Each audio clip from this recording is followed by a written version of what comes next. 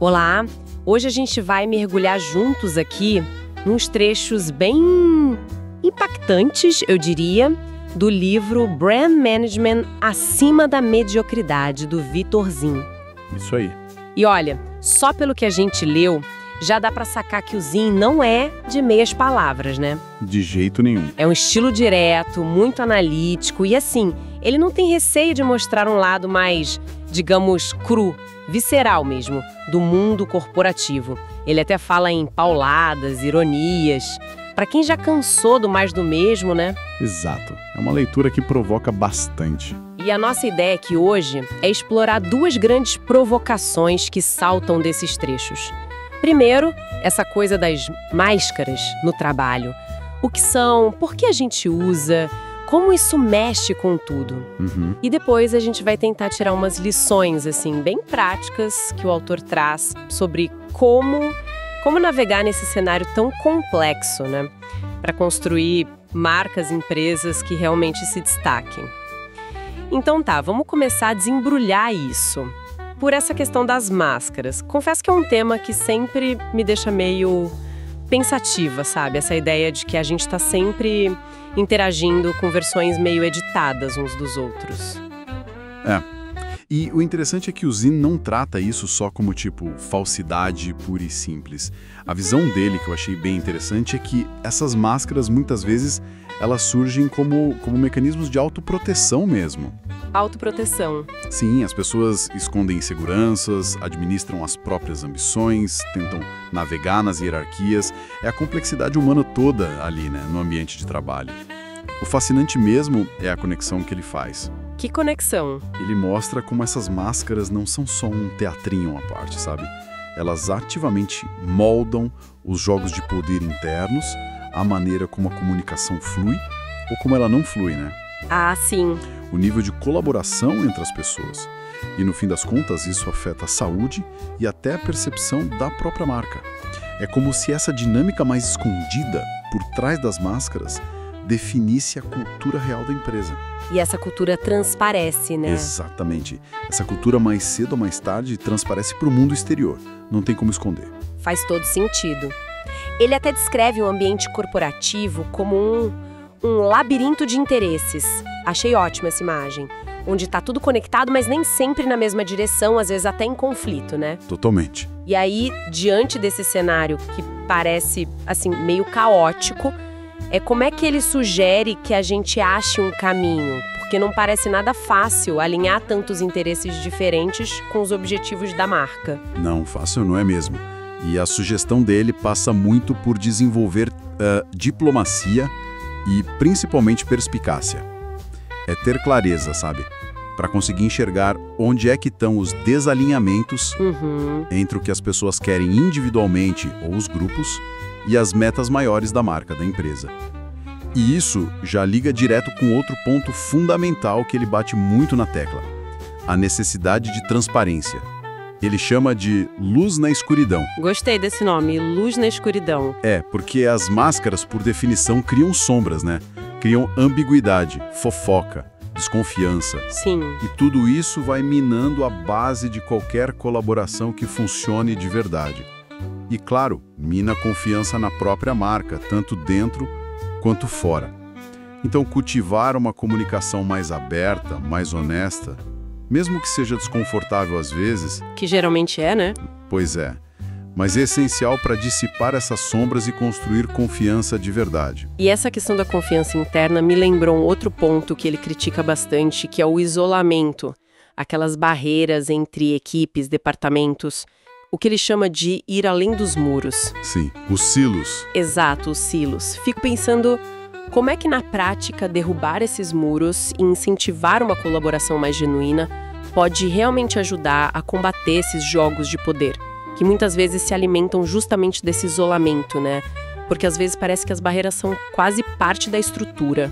A lógica que ele apresenta é que esses silos, essas panelinhas, eles funcionam como estufas para a desconfiança e para as disputas de poder. Cada grupo se fecha ali, protege o seu território, e a visão do todo, do conjunto, se perde completamente. E aí vira um caos. Vira um caos. gera ineficiência, afeta o moral da equipe e, o que é crucial para o nosso tema aqui, pode acabar resultando numa experiência para o cliente toda fragmentada, inconsistente. Parece que ninguém na empresa fala a mesma língua. Verdade. Então, ao promover ativamente a integração, a colaboração, e não só no discurso, né, mas na estrutura, nos processos do dia a dia, a organização começa a construir uma frente mais unida.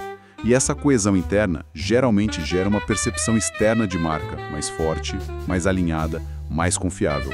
Mostra que a casa está em ordem, sabe? Entendi. E nesse esforço todo para entender o que está rolando por trás dos muros e das máscaras, aí entra o tal poder da empatia.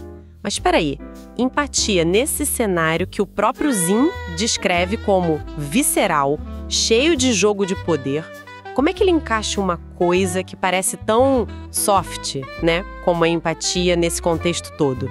É aqui que a coisa fica realmente interessante. É uma conexão muito poderosa que ele faz, sim. A empatia na visão dele não é ingenuidade, de forma alguma. É quase uma ferramenta estratégica de diagnóstico. Diagnóstico? Como assim? É a capacidade de tentar genuinamente entender as motivações, as pressões, as inseguranças que levam alguém a adotar uma certa postura, uma certa máscara.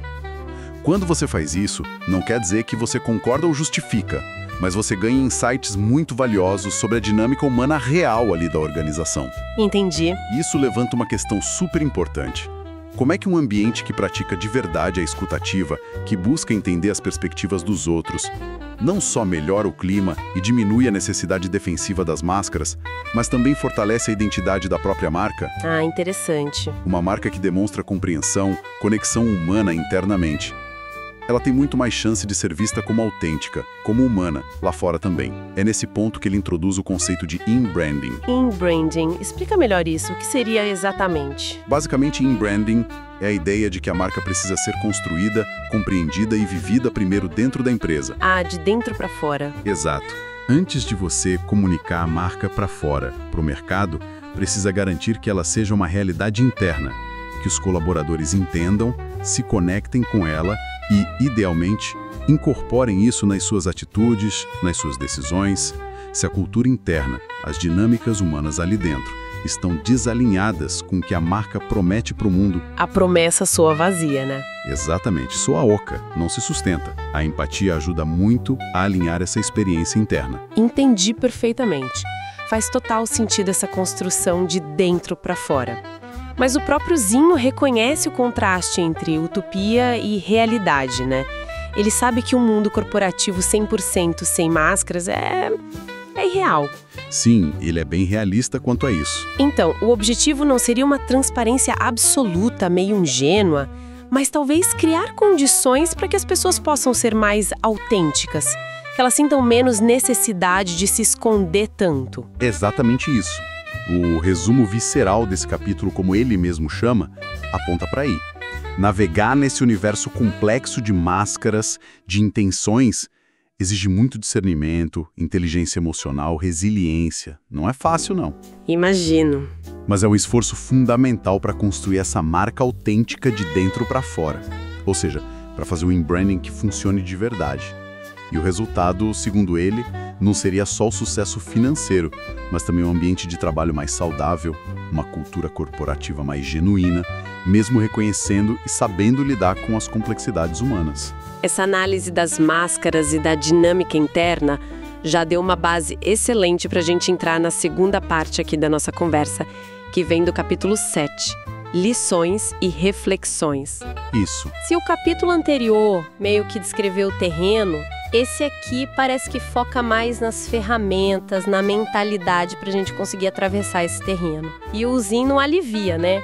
Descreve o cenário corporativo como um campo minado. Pesado, né? Pesado, onde cada decisão, cada interação pode ter consequências que a gente nem imagina. Então, aprender a ler esse campo minado não é uma opção, é questão de sobrevivência mesmo. E a introdução desse capítulo já vai direto ao ponto. Ele coloca a compreensão dessa dualidade, essa tensão constante entre quem as pessoas são de verdade e as máscaras que elas precisam usar ou escolhem usar como a pedra angular da consciência empresarial. Pedra angular. corre um risco enorme de ser ingênua ou de simplesmente falhar na hora da execução, por não levar em conta o fator humano real. Faz sentido. Vamos então para a primeira lição que ele destaca, a arte do discernimento. Parece básico, né? Mas ele insiste muito na necessidade de saber diferenciar os objetivos que a empresa declara daquilo que são as inclinações, as agendas, os interesses pessoais que estão correndo ali por baixo dos panos. A metáfora que ele usa é forte. Ignorar isso é como andar em um campo de batalha com os olhos vendados. É quase um chamado para a gente desenvolver um sexto sentido corporativo para enxergar além do discurso oficial. E como isso se aplica na prática ao branding? A aplicação é total, direta.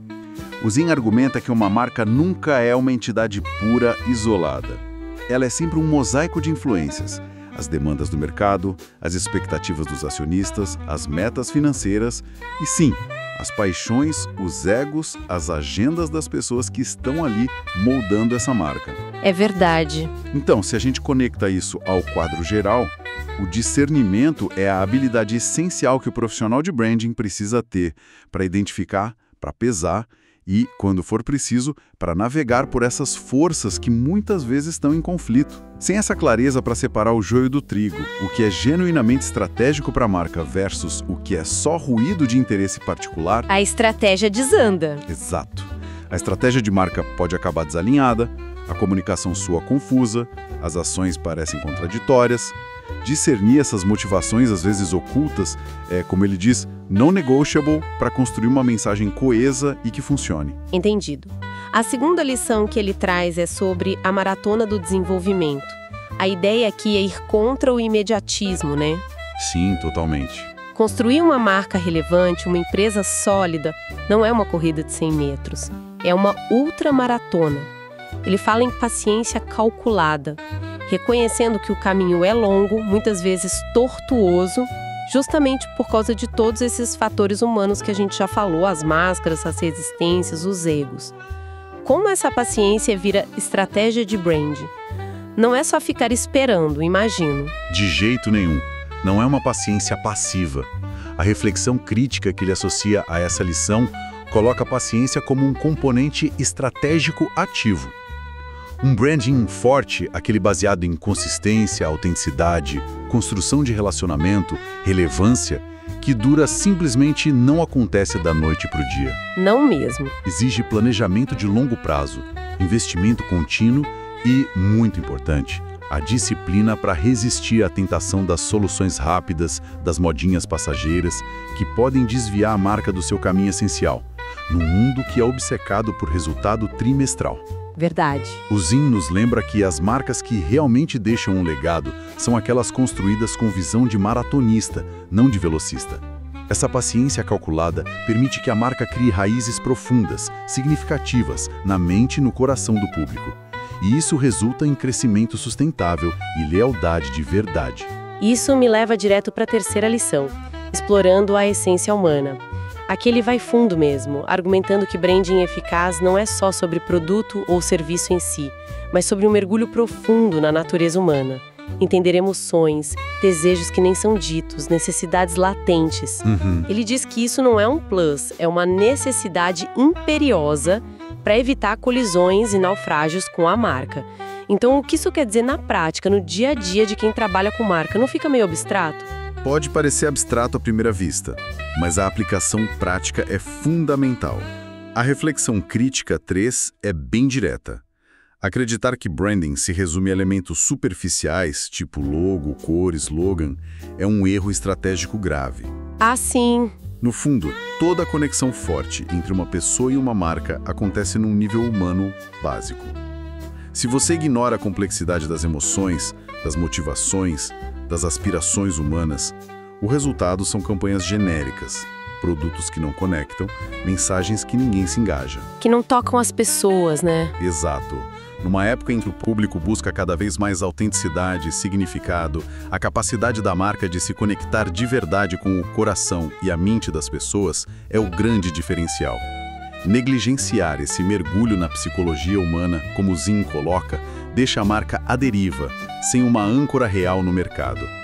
Na prática, significa fazer pesquisa mais profunda, ouvir com mais atenção, criar personas mais ricas, testar mensagens que realmente toquem em valores e emoções. É quase um trabalho de antropólogo ou psicólogo aplicado ao negócio. E isso conecta super bem com a lição 4, observação detalhada.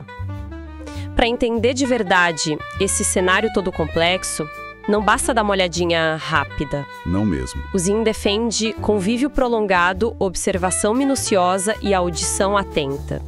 A metáfora militar volta. Conhecer o terreno e as tropas é fundamental.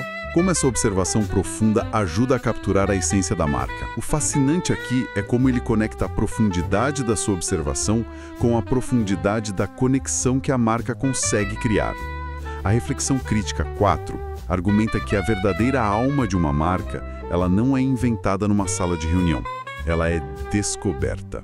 Descoberta. Descoberta através de uma compreensão íntima do ambiente onde ela opera, a cultura interna da empresa, a dinâmica do mercado, as nuances do comportamento do consumidor. Ele até compara o trabalho do estrategista de marca ao de um detetive paciente. Detetive. Gostei. Essa não desvenda um mistério complexo com uma olhada superficial. Tem que coletar pistas, notar os pequenos detalhes que todo mundo ignora, ouvir o que não está sendo dito abertamente. Muitas marcas, segundo ele, operam com base em percepções superficiais, em generalizações. A atenção meticulosa aos detalhes, que vem dessa observação prolongada, atenta, é o que permite criar marcas com camadas, com personalidade, com aquele algo a mais que torna elas memoráveis e difíceis de copiar. A profundidade da sua observação define a profundidade da sua estratégia e, por consequência, da conexão que você cria. E aí a gente chega na lição 5, que talvez seja a mais direta sobre as máscaras, intenções ocultas. É basicamente um choque de realidade, né? Sim, as pessoas no ambiente corporativo podem usar máscaras para esconder seus objetivos reais, e reconhecer isso não é ser cínico, é ser estratégico. Exato. Aceitar essa realidade é a chave para abrir as portas do entendimento e conseguir navegar por essas barreiras invisíveis. Isso não tem o risco de criar um ambiente ainda mais desconfiado? É um risco, sem dúvida. Mas a alternativa, na perspectiva do Zinn, é a ingenuidade. E a ingenuidade pode ser fatal nos negócios. A reflexão crítica 5 aplica isso de um jeito muito pragmático para o branding. Pensa bem. Todas as decisões importantes sobre a marca, posicionamento, investimento, campanhas, até identidade visual, são, no fim das contas, influenciadas pelas pessoas envolvidas, com suas próprias ambições, medos, egos. Sempre tem o fator humano ali, né? Sempre. Por mais que a gente tente criar um processo racional, objetivo, a marca sempre vai ser moldada por essas personalidades por trás das cortinas. Ignorar ou subestimar o impacto dessas máscaras e intenções ocultas é muito perigoso. Agendas pessoais podem desviar a estratégia do curso, interesses conflitantes podem gerar mensagens que não batem, disputas internas podem vazar e prejudicar a imagem pública. Com certeza. Então, o desafio não é eliminar as intenções ocultas, porque isso seria impossível, né? Somos humanos. Mas é desenvolver a habilidade de perceber essas intenções, de entender como elas influenciam o jogo e ainda assim conseguir conduzir o processo de branding na direção mais unificada e genuína possível para a marca como um todo. É saber navegar nessa complexidade humana para proteger e fortalecer a identidade da marca. Uau! A gente percorreu um caminho bem denso aqui, hein? Explorando essas ideias do Victor, sim. Começamos com as máscaras corporativas, entendendo que não é só sobre engano, mas sobre a complexidade humana, autoproteção e como isso mexe com toda a dinâmica interna. Isso. Falamos da importância da transparência, da empatia como ferramenta estratégica de derrubar os muros internos e depois mergulhamos nas 5 lições. A arte do discernimento para separar os interesses, a paciência estratégica da maratona, a necessidade de se conectar com a essência humana, a observação profunda de detetive e o reconhecimento realista das intenções ocultas. Então, assim, o que a gente pode levar disso tudo? Qual é a grande mensagem que fica? Olha, eu acho que a mensagem central que costura todos esses pontos Essa conexão que não dá para separar entre o universo interno da organização e o sucesso externo da marca. Entender e saber navegar pelas dinâmicas humanas, as máscaras, as motivações que não são ditas, os jogos de poder, a cultura real versus a cultura declarada, isso não é uma atividade secundária, um nice to have na gestão de marca. Não é perfumaria. De jeito nenhum. Na visão que o Zim apresenta, isso é o fundamento. É impossível construir uma marca externa que seja forte, autêntica, resiliente, se a estrutura interna estiver minada por conflitos que não foram resolvidos, por falta de transparência, por desalinhamento de propósito. O conceito de in-branding que a gente falou reforça isso. A marca tem que ser uma verdade interna antes de ser uma promessa externa. Como o resumo visceral lá do capítulo 7 sugere, desenvolver essa consciência mais aguçada sobre o fator humano permite um planejamento mais realista, estratégias mais eficazes e, no fim, uma jornada empresarial não só mais bem-sucedida, mas também mais rica, mais transformadora, porque lida com a realidade como ela é, de fato. Excelente! Foi uma exploração intensa mesmo e muito reveladora dessas ideias do Victor Zim sobre as complexidades humanas por trás da gestão de marcas, que ele traz nesses trechos do livro Brand Management Acima da Mediocridade. Para a gente fechar, talvez deixar uma provocação para quem está ouvindo a gente refletir, algo que ecoa essa tensão constante que o Zim explora, né? Entre as necessidades individuais de proteção, de ambição, que levam às máscaras, e as necessidades coletivas da marca coesão, autenticidade e propósito. A questão é, como uma organização na prática, no dia a dia, pode efetivamente cultivar um ambiente que, em vez de exigir ou até recompensar o uso de máscaras, na verdade encoraje e celebre a autenticidade? Boa pergunta. Como criar uma cultura onde as pessoas sintam segurança psicológica para serem mais transparentes, para poderem expressar suas vulnerabilidades, suas ideias genuínas, de uma forma que isso beneficie não só o bem-estar e o crescimento delas como indivíduos, mas que também fortaleça a verdade, a resiliência e a conexão da própria identidade da marca. Fica aí uma reflexão importante sobre como a gente pode tentar construir pontes entre a utopia e a realidade no mundo corporativo.